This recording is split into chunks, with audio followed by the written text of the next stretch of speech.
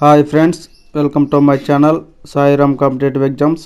ఇక ఛానల్ ఎవరైనా సబ్స్క్రైబ్ చేసుకుంటే సబ్స్క్రైబ్ చేసుకోండి, లైక్ చేయండి, షేర్ చేయండి. 2 రోజుల్లో టెట్ నోటిఫికేషన్ మార్గదర్శకాలు విడుదల. రాష్ట్రంలో బీఈడీ, డిఈడీ పూర్తి చేసిన అభ్యర్థులకు మరో శుభవార్త. త్వరలో డిఎస్సి నోటిఫికేషన్ ఇచ్చేందుకు రాష్ట్ర ప్రభుత్వం ఒక పక్క ఏర్పాట్లు చేస్తూనే మరోవైపు టీచర్ ఎలిజిబుల్ టెస్ట్ నిర్వహించేందుకు సన్నద్ధమవుతుంది. ఈ మేరకు విద్యాశాఖ మార్గదర్శకాలు జారీ చేసింది. కాగా 2022-23 కాలంలో డిఈడి, బీఈడి పూర్తి చేసిన వారికి కూడా ఈ డిఎస్సి నోటిఫికేషన్లో అవకాశం కల్పించాలన్న ఉద్దేశంతో టెట్ నిర్వహిస్తున్నట్టు తెలుస్తుంది.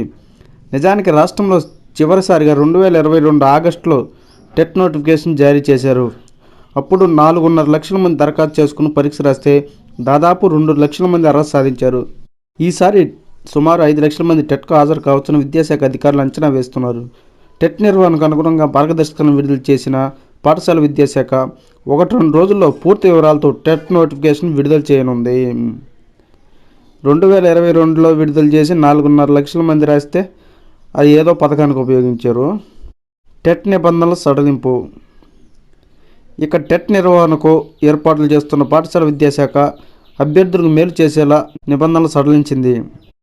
ఎస్సీ, ఎస్టీ, బీసీ దివ్యాంగులకు టెట్ పేపర్ 2A రాసేందుకు డిగ్రీలో 50% మార్కులు తప్పనిసరి అన్న నిబంధన ఉండేది. దాన్ని సవరించి ఏపీ టెట్ 2024 నోటిఫికేషన్గా ఆ మార్కులను 40% తగ్గించింది. ఇతర వర్గాలకు మాత్రం గ్రాడ్యుయేషన్లో 50% మార్కులు తప్పనిసరి చేసింది.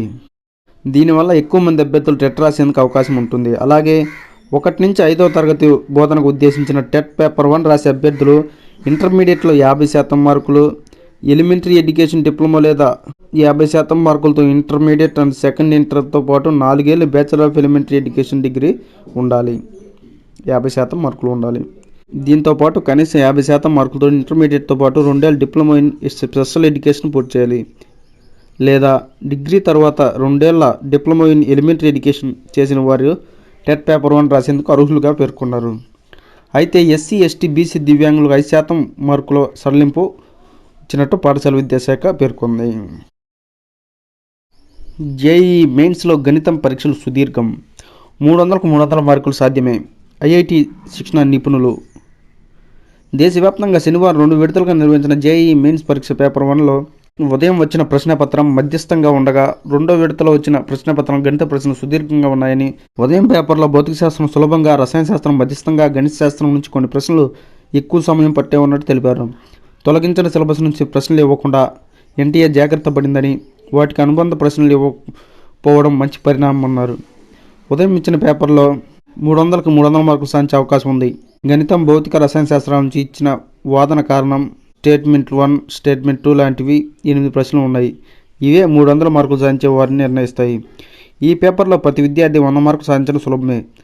2వ విడతలో ఇచ్చిన ప్రశ్నపత్రం గణిత ప్రశ్నలు సుదీర్ఘంగా ఉన్నాయి. ఈ పేపర్లోనూ 300 మార్కులు వచ్చేందుకు అవకాశం ఉంది. ఎన్సీఆర్టీ నుంచే ఎక్కువ ప్రశ్నలు ఇచ్చారు. భౌతిక శాస్త్రంలో థియరీ ప్రశ్నలు ఎక్కువగా వచ్చాయి.